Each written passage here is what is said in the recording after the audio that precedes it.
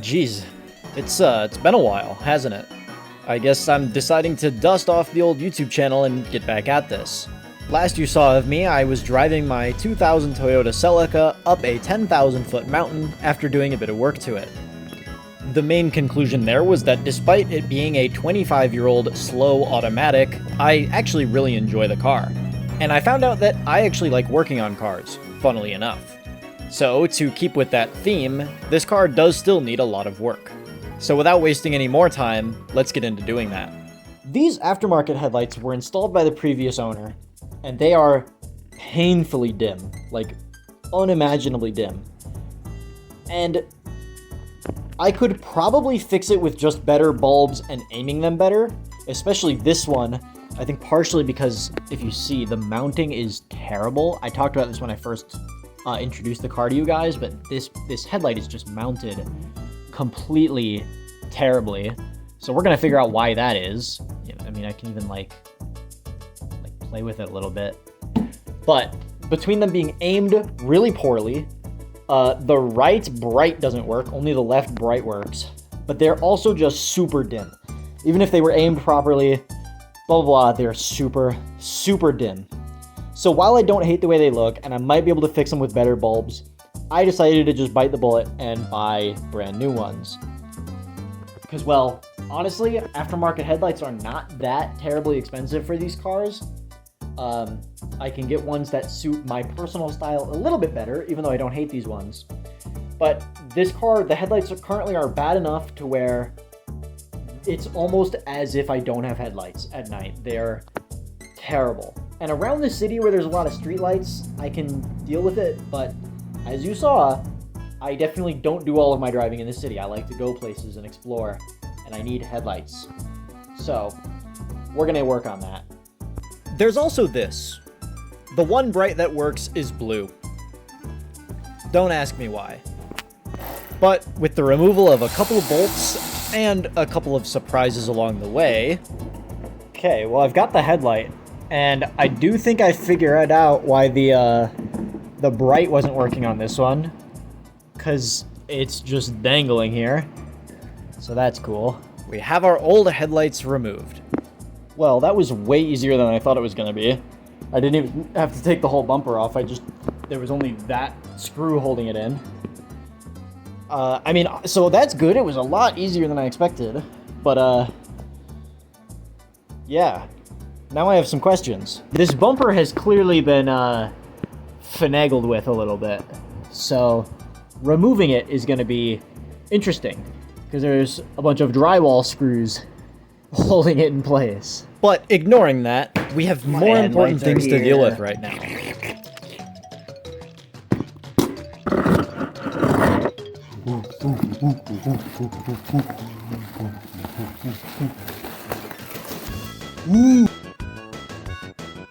Now that right there is an attractive headlight, if you ask me. Gosh dang, that is good looking.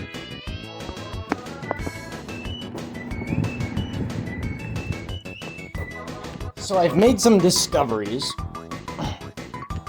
for Uno, wherever the heck it is. Oh, that's right, I just cut it off. Actually, I don't even remember if this is where it was, so that's going to be interesting. What I'm getting at is that the connector for my low beams was completely corroded on that side, so I need a new connector. The right side, however, was fine all across the board. I found out why my bright wasn't working on this side, because it was just not grounded, so I just grounded it. But let's go ahead and see, everything working as intended.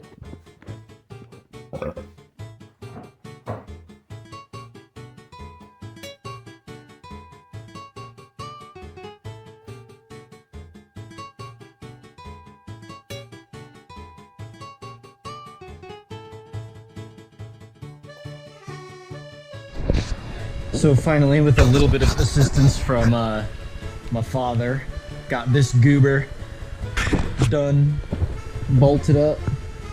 Well, at least the important bit is bolted up. Still not completely secured. Need to do the top and the bottom, but you'll notice that there isn't Now, 1.5 miles of panel gap. Still not perfect, but should be better once I get the bumper rebolted, because it is not. But now I'm just working on wiring everything up.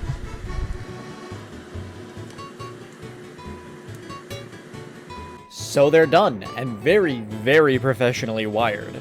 And if you ask me, they're a major improvement, both the way the car looks and how usable it is. In fact, part of the reason why I decided to upgrade the headlights so early is because I like looking for snakes that cross the road at night. And on my very first test drive, I did exactly that. It's a big guy. It's one of the bigger... Oh my god, look at how long the rattle is. Look at that, what a monster. Hey, the new headlights work for finding snakes, let's go! So everything was well and good, I was loving the car, and then in December, my dad crashed it. I quickly welded the front metal crash bar back on with some of the worst welds you've probably ever seen. After all, this is my first time welding. And while the car was undrivable, I decided to take a little bit of time to implement some more mods. So while I was waiting for a new bumper and fenders, out came the center console once again, and in went an outside temperature sensor. Since I like outdoorsy stuff, it's nice to be able to know what temperature it is outside. I'm not gonna elaborate too much, but for 20 bucks, it was a quick thing that I'm glad I did. But now it's on to the big stuff. This car's paint job has always been very faded and quite terrible. And now that the car is definitely not worth anything, what better a time to learn whether or not it's worth it to rattle can paint a car? I figured it can't be that hard, and why not try it on a car that's not really worth anything to begin with and needs a new paint job? What they didn't tell me is that this was going to take absolutely forever. Between prepping the surface, priming it, painting it, clear coat on every single panel, masking off the car, everything all together was well over 40 hours of work.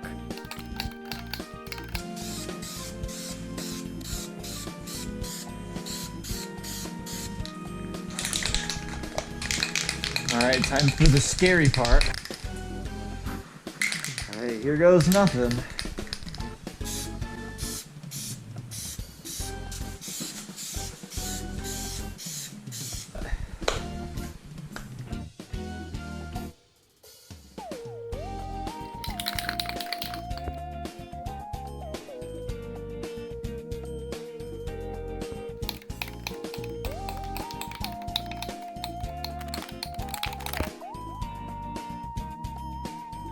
And so to answer the question, is it worth it to spray paint your car? I wouldn't recommend it. So more or less, that's where I've been for the past several months. I know I said originally that the car was probably going to stay black, but it's blue now. It has new headlights now, and it's been in yet a second front-end collision. So if you ask me, it's a little dusty right now, but especially on the fenders and the front bumper, paint job actually turned out pretty well.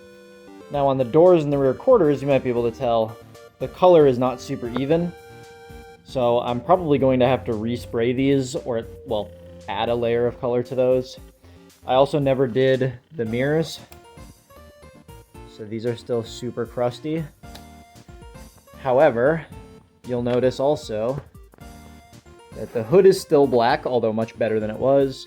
The roof is black, and the trunk and the wing are still black. That was an artistic decision. You can decide whether or not you like it, but I do. I'm happy with how it turned out. To address the elephant in the room, this gabagoo is up, and this doohickey is over there instead of right there. And that's because, throwback all the way to the beginning of this whole frickin' YouTube channel, this motor burns oil, and it's only been getting worse, and the only real fix, before you say anything else in the comments, is to switch out the piston heads for the facelift piston heads. And you might be thinking, Tyler, you seem like a completely incompetent mechanic. How am I supposed to expect you to know how to rebuild an engine? And what I would say is that all the footage you've seen until right now has been from almost a year ago. I'm better now, okay? I swear. And I've got the parts on the way. And so in the very next video, we are going to start doing some real big balls mechanic shit. And this engine's coming apart. And then it's going back together. And hopefully this car will once again actually be usable. So hey, stay tuned, and maybe it won't take me a year to get the next video out.